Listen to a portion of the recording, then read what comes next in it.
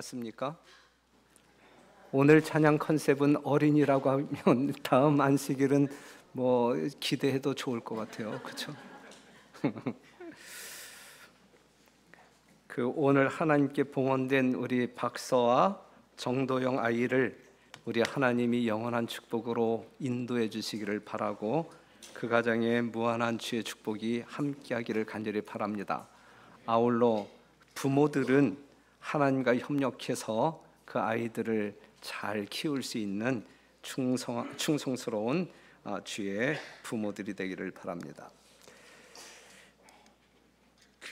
누가복음 2장 52절에 있는 말씀 보면 예수는 그 지혜와 그 키가 자라가며 하나님과 사람에게 더 사랑스러워 가시더라 그랬어요. 그렇죠?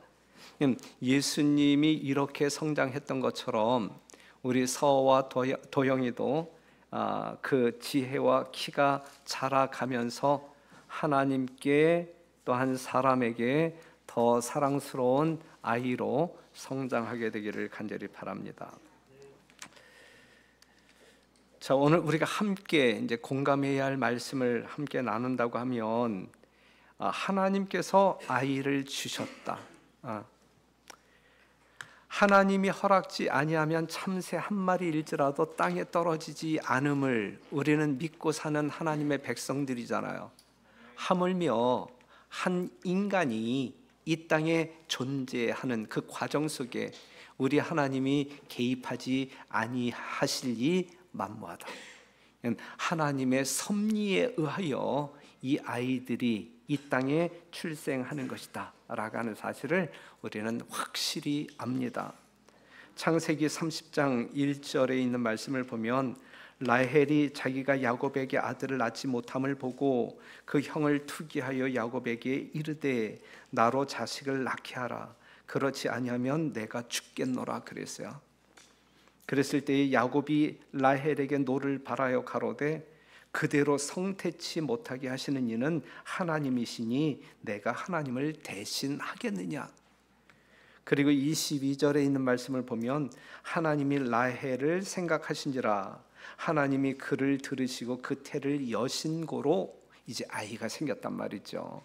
이 말씀을 보게 되면 정말 이 아이를 잉태케 하는 것은 어떤 그 부모의 합작이 아니라 하나님이 개입하심으로 말미암아 성사되는 것이다 라고 하는 사실을 우리는 분명하게 알고 분명하게 믿는 사람들입니다. 그렇죠?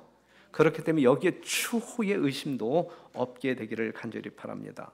이사야 66장 9절에 있는 말씀 보면 여호와께서 가라사대 내가 임산케 하였은즉 누가 하나님이 임산케 하였은즉 해산케 아니하겠느냐 그랬거든요. 그냥 아이가 잉태되고 해산되는 모든 과정 속에 처음부터 끝까지 우리 하나님이 섭리하신다라고 하는 사실을 우리는 믿습니다. 그래서 처녀에게도 또한 할머니에게서도 아이를 출산할 수 있는 능력이 하나님께 있었던 것입니다. 하나님의 뜻에 따라 모든 아이들이 이 땅에 태어난단 말이죠. 맞죠? 여러분들이 이 땅에 태어나 여기까지 어른이 될 때까지 장성했지만 여러분들의 인생 속에 우리 하나님이 개입하셨고 지금도 개입하고 계시다라고 하는 사실을 우리는 분명하게 압니다.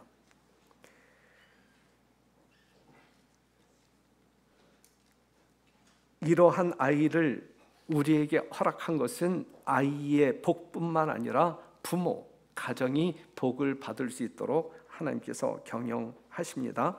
시편 127편 3절에 있는 말씀 보면 자식은 여호와의 주신 기업이요 태의 열매는 그의 상급이로다 그랬어요. 잘 아시는 말씀이잖아요.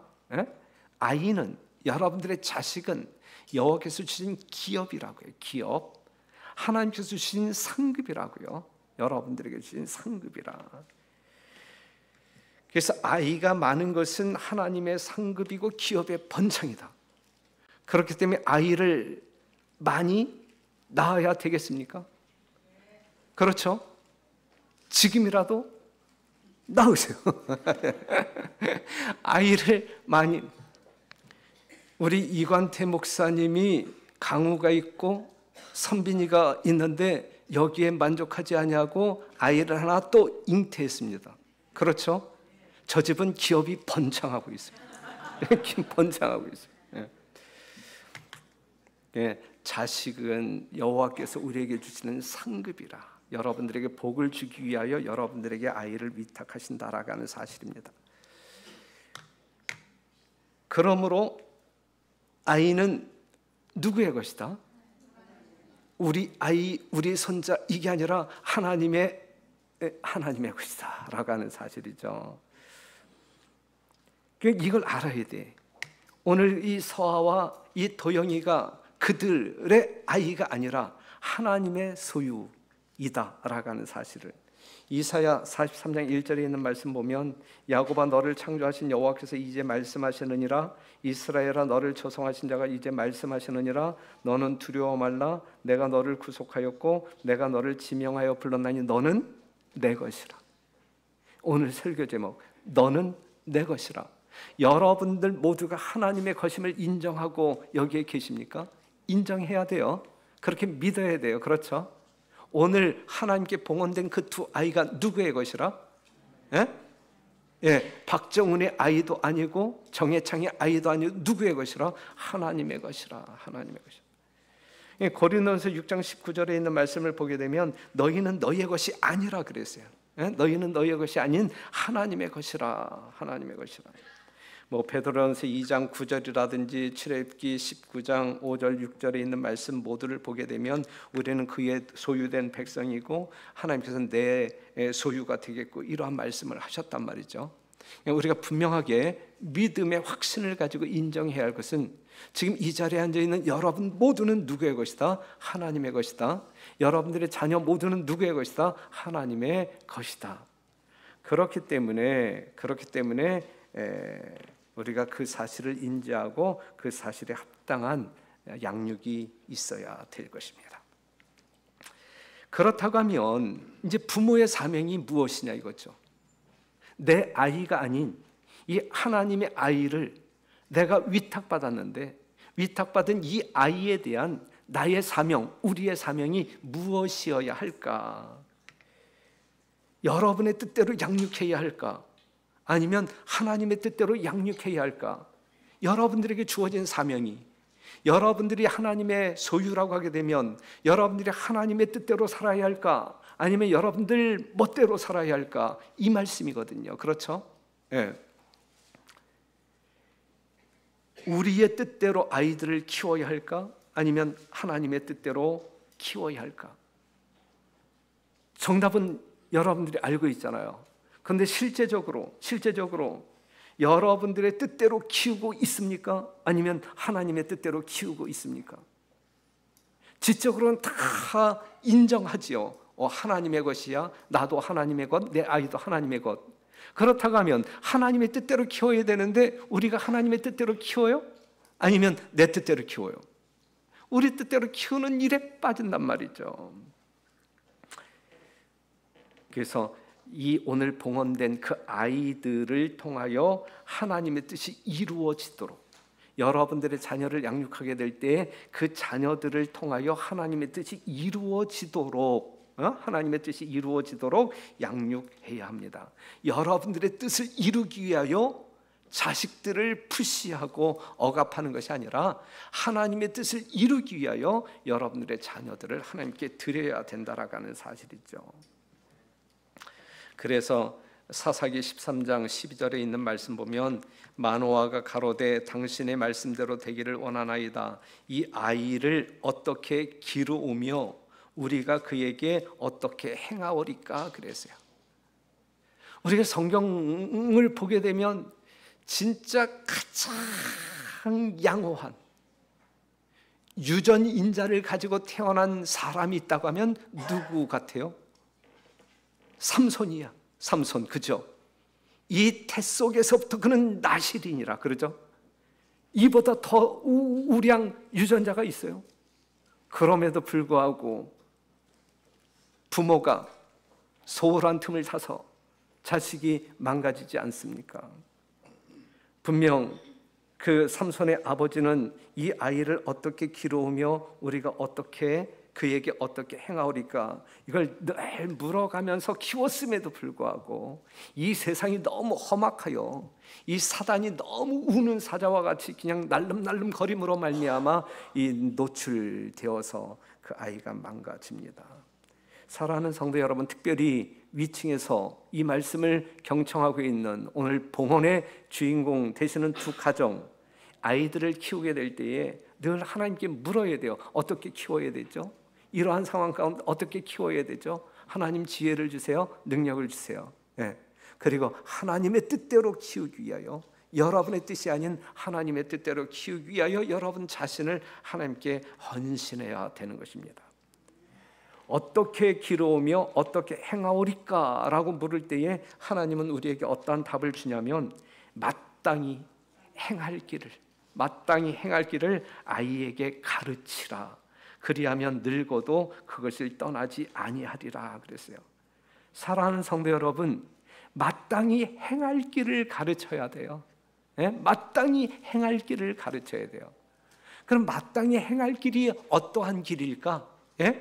우리가 우리의 자녀들을 양육하게 될 때, 우리 어린이들을 양육하게 될 때 마땅히 행할 길이 어떠한 길일까?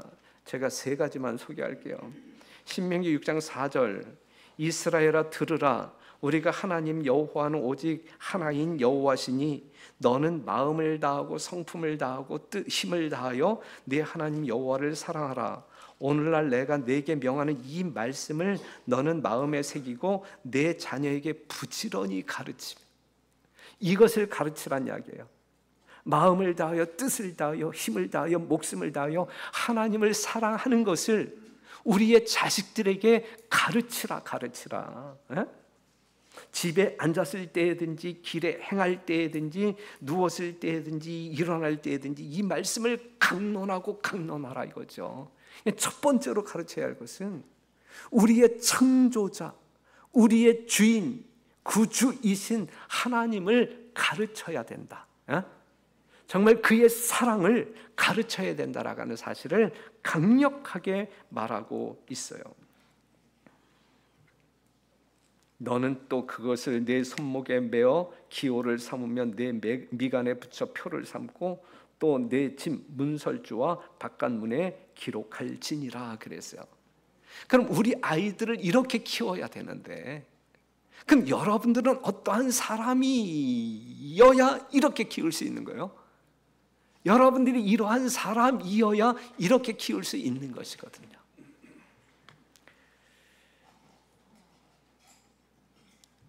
이 말씀에는 깊은 의미가 있다.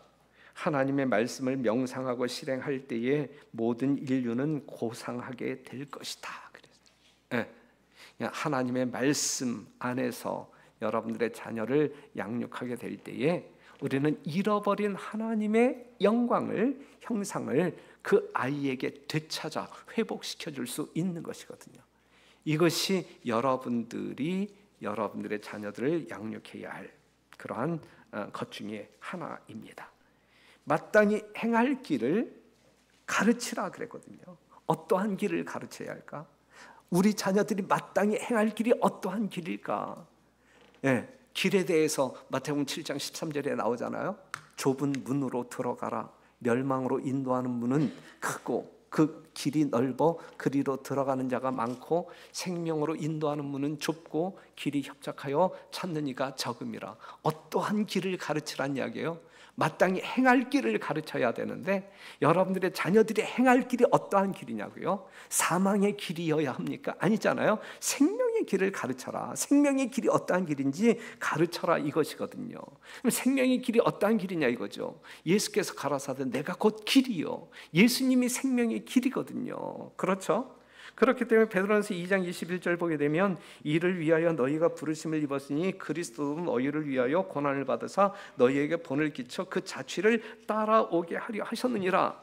생명이신, 생명의 길이신 예수님을 따라가는 그 길을 가르쳐라 이거죠. 그렇기 때문에 예수님이 가신 그 자취를 따라서 우리가 가도록, 우리의 자녀들이 갈 수 있도록 가르쳐라 이거죠. 그렇죠?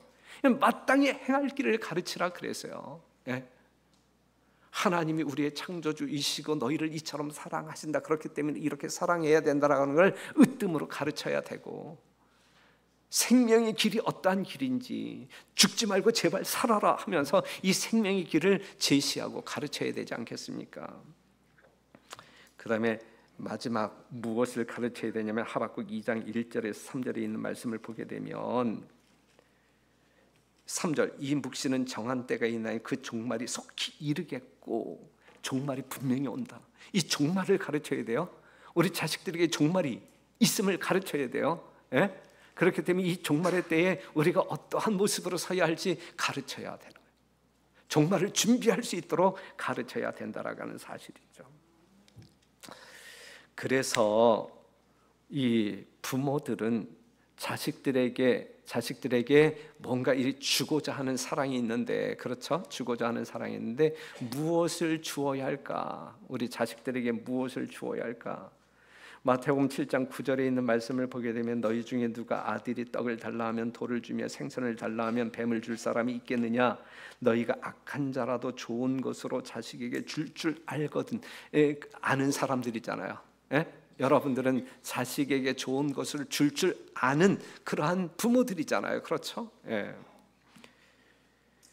좋은 것으로 주기를 원한단 말이에요.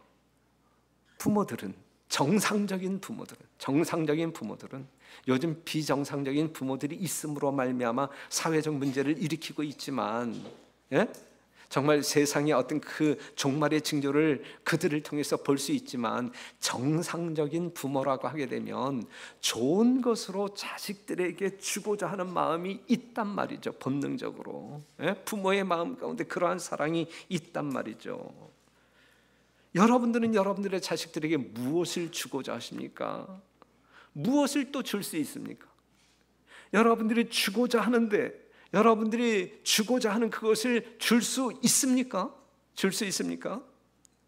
여러분들이 여러분들의 자녀들에게 100억 재산을 주고 싶은데 100억이라고 하는 재산이 있습니까? 있어야 주지. 주고 싶은 마음은 있지만 있어야 주지. 있어야. 그렇죠? 주고 싶어도 소유하고 있지 않다면 줄 수가 없는 거예요. 맞습니까? 분명히 그렇잖아요.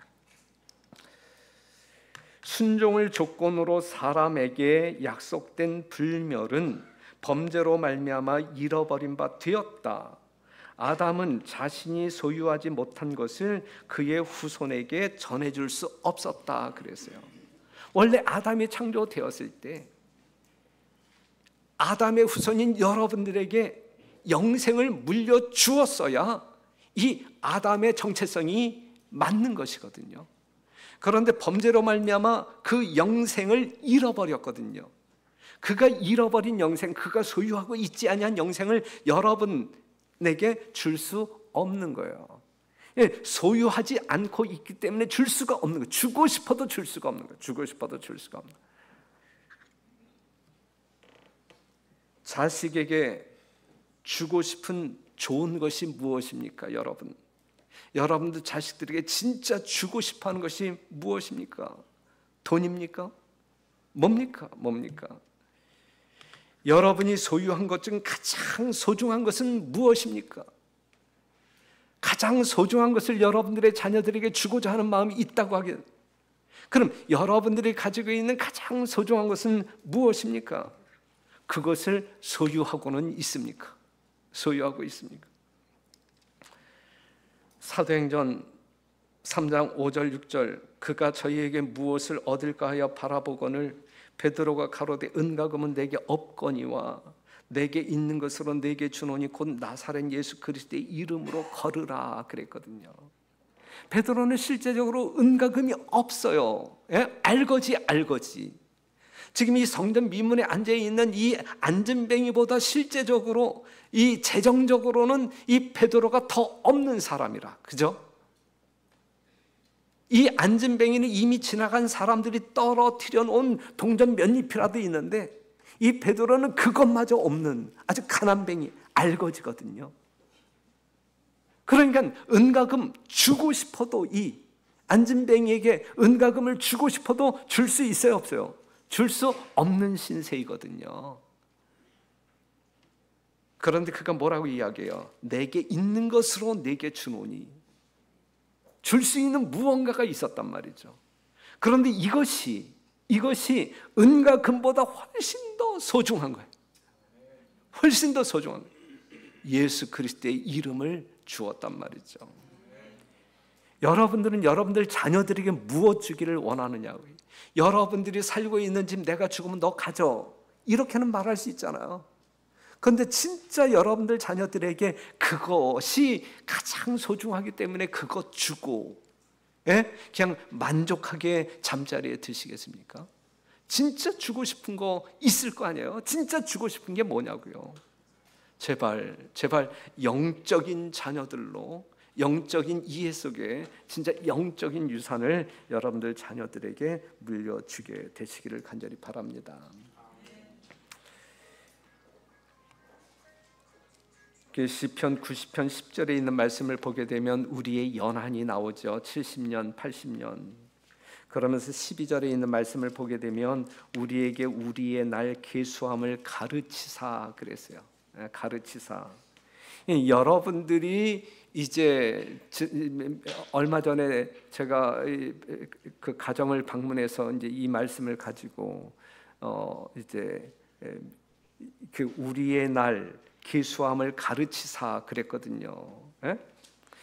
내가 몇 년을 더 살 수 있을지 이 날짜를 계산할 수 있는 지혜가 있어야 되는 거예요.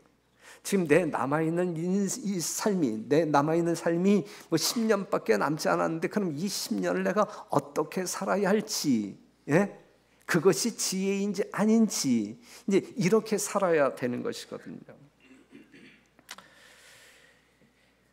아이를 이 땅에 태어나게 하신 것은 우리가 진짜 더 구체적으로 이야기한다고 하게 되면 그들에게 우리 하나님이 생명을 주신 것이 아니라 시간을 주셨다라고 이해하시면 영적으로 정확한 이해가 될 거야. 생명을 주신 것이 아니라 시간을 주셨다. 시간을 주셨다는 이야기는 기회를 주셨다. 기회를 주셨다. 어떠한 기회냐 이거죠. 어떠한 기회. 여러분들에게 주어진 70년, 80년, 우리는 이미 아담 안에서 죽은 자로 태어나잖아요. 그렇죠? 그런데 그러한 사람들에게 70년, 80년이라고 하는 시간을 주셨다. 시간을 주신 거예요. 시간을 주신 거예요. 시간을 주셨다는 이야기는 기회를 주셨다는 이야기예요. 어떠한 기회냐 이거죠. 어떠한 기회. 여러분들이 생명을 얻을 수 있는 기회, 영원한 생명을 얻을 수 있는 기회를 주셨다 이거죠. 그래서 부조와 선지자에 있는 말씀을 보게 되면 부조와 선지자의 어떤 말씀이냐면 참 교육의 목적은 마음속에 하나님의 형상을 회복하는 것이다. 참 교육의 목적은 유치원에서 아이들을 교육할 때, 어린이교회에서 어린이들을 교육할 때, 부모가 자식을 교육할 때 참 교육의 목적은 마음속에 하나님의 형상을 회복하는 것이 참 교육이다. 참 교육. 인류를 위한 구원의 계획이 세워지고 인류를 위한 구원의 계획이 세워지고 유해의 생명이 허락된 것은, 지금 여러분들이 살고 있는 이 생명은 유해의 생명이란 말이에요. 유해의 생명. 이 유해의 생명이 허락된 것은 이것을 회복하기 위함이다. 여러분들이 이 땅에 사는 생명, 그것은 잃어버린 영원한 생명, 잃어버린 하나님의 형상을 회복하는 데 사용하도록 주신 유예의 시간이지, 이 시간 동안에 여러분들이 호의호식하면서 이 땅에서 그냥 괴주나 칭칭나네 부르면서 살라고 하는 그 인생으로 주신 것이 아니다. 이걸 아니다. 그렇기 때문에 이러한 어떤 그 나를 계산할 줄 아는 지혜가 있어야 된단 말이죠. 지금 나에게 주어진 시간, 하나님께서 나에게 허락한 이 시간, 왜 나에게 이 시간을 허락하셨을까?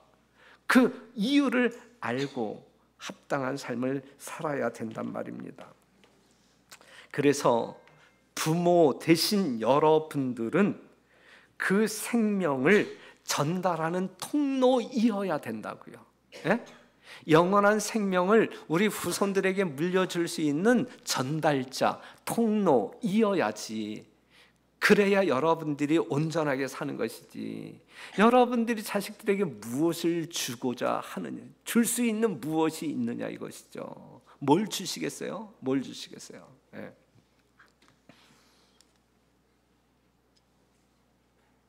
아들이 있는 자에게는 생명이 있고 하나님의 아들이 없는 자에게는 생명이 없느니라 그랬어요. 여러분들이 예수님이 계실 때 여러분들은 생명이 있는 자이거든요. 여러분들 후손들에게 주어야 할, 여러분 자식들에게 주어야 할 것이 있다고 하면 생명을 주어야 되는 것이거든요. 생명을 주어야 돼요. 그런데 오늘날 많은 사람들이 부모가 희망하는 미래의 자녀 직업을 본다고 하게 되면 여기 뭐 공무원이 가장 많고 뭐 의사, 약사, 교사, 변호사, 뭐 대기업 직장인, 요리사 등등등등 이렇게 나열이 되거든요.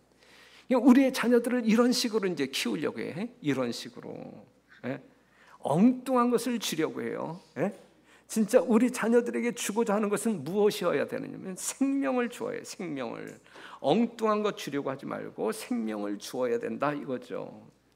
전도자가 가로되 헛되고 헛되며 헛되고 헛되니 모든 것이 헛되도다 그랬잖아요. 사람이 해 아래에서 수고하는 모든 수고가 자기에게 무엇이 유익한고, 여러분들이 100세를 살면서 정말 이 세상의 출세를 위하여 살면서 이 해 아래에서, 하늘 아래에서 수고한 그 수고가 결과적으로 어떠한 유익이 있느냐, 다 헛된 것 아니냐.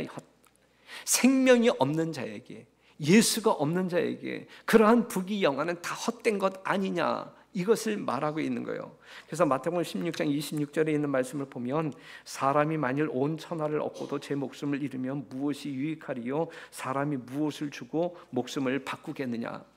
가장 소중한 것이 생명인데 그런데 아들이 없는, 예수가 없는 사람들은 생명이 없는 사람들인데 생명 없는 자로 80년 100년을 이 땅에서 부귀 영화를 누린들 그것이 무슨 의미가 있느냐고. 그렇기 때문에 관 속에 들어갈 때는 모든 것이 헛되도다라고 그냥 뭐 한숨만 짓다가 그냥 끝나는 것 아니겠습니까? 이러한 인생 사시겠어요? 여러분들이 이러한 인생 살고 싶어요? 아니잖아요. 우리는 한순간을 산다 할지라도 생명 있는 자로 살아야죠.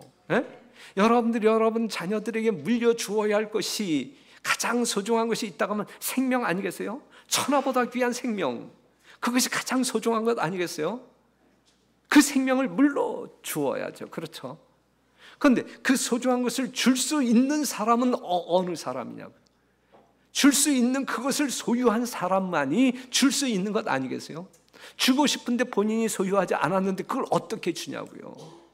그렇기 때문에 여러분들이 예수님을 소유해야 되고 생명을 소유해야 되고, 그리고 여러분들 심령 가운데 정말 우리 자식, 정말 사랑하는 자식, 눈에 넣어도 아프지 아니할 이 자식에게 주고 싶은 그것이 있다고 하게 되면 어떠한 것도 아닌 오직 무엇이어야 한다? 생명이어야 한다. 영생이어야 한다. 그렇죠?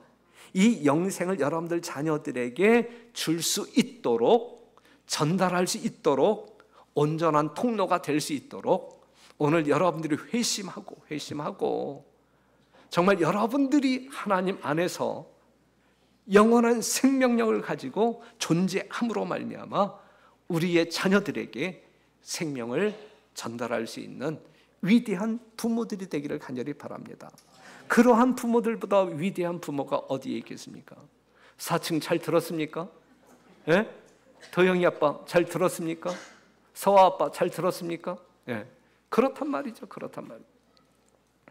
이러한 심령을 가지고 우리가 이웃 초청 안식일도 맞이해야 될 것이고 전도회도 맞이해야 될 것이고, 사랑하는 성도 여러분, 5월 18일 이웃 초청 안식일 한 사람 이상, 제가 늘 강조하지만 모시고 올 사람 없으면 용역시장에 가서 사서라도 데리고 해요.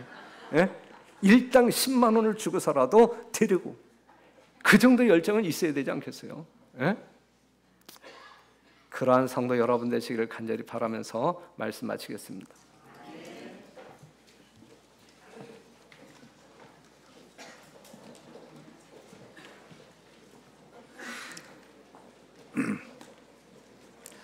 (5월 4일) 안식일. 내가 주는 물을 마시는 자는 영원히 목마르지 아니하리니 내가 주는 물은 그 속에서 영생하도록 솟아나는 샘물이 되리라. 요한복음 4장 14절 말씀입니다. 헌금하시겠습니다.